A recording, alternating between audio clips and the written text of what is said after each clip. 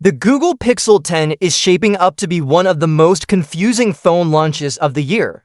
Some of the upgrades sound exciting when you first hear about them, like a bigger battery and a new telephoto camera, but when you look closer, not. Everything is actually better, and for Pixel fans, especially those who love the cameras, this could be a letdown.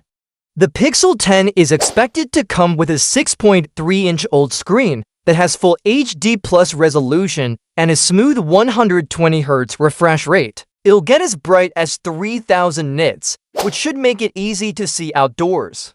The screen will be protected by Corning Gorilla Glass Victus 2, which makes it more durable against scratches and drops. So far, everything sounds good inside. The phone will be powered by Google's new Tensor G5 chip, made with a 3nm process. It'll be paired with 12 GB of RAM and storage options of either 128 GB or 256 GB, which is the same as the Pixel 9. The battery is slightly bigger at 4,970 mAh, compared to the Pixel 9's 4,700 mAh. Charging speeds remain at 29 watts for wired charging and 15 watts for wireless, so no major improvement there. Now comes the tricky part, the camera. The Pixel 10 will have 3 cameras on the back, a 4.8MP main sensor, a 12MP ultra-wide, and a 10.8MP telephoto with 5x optical zoom. On the front, it'll have a 10.5MP selfie camera. At first, this might sound decent, but there's a catch. The 4.8MP main sensor is the same one used in the Pixel 9a, which is a mid-range phone. That's a downgrade from the Pixel 9's 50MP main camera. The ultra-wide camera has also been downgraded to 12MP, down from the Pixel 9's 4.8MP ultra-wide lens. Basically, Google seems to be reusing older, cheaper parts instead of improving the hardware. For a flagship phone expected to cost $799, this is going to be disappointing for people who care about smartphone photography.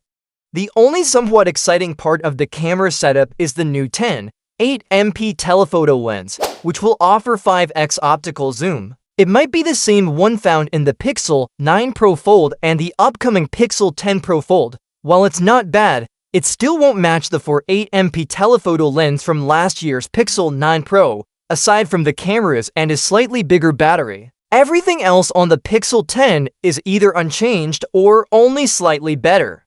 The display size, refresh rate, storage options, and RAM are the same.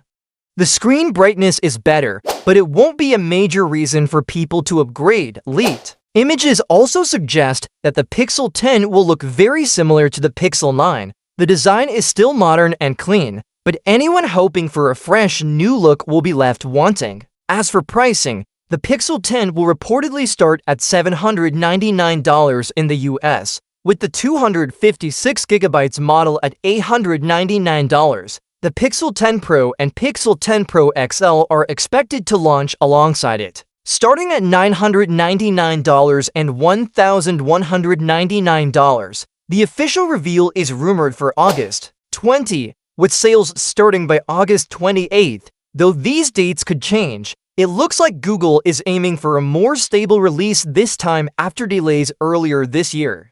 In the end, the Pixel 10 feels like a mixed bag. There's a small battery boost and a new zoom lens, but camera downgrades and a lack of big changes elsewhere make it hard to get excited. For camera lovers, this might be a disappointment.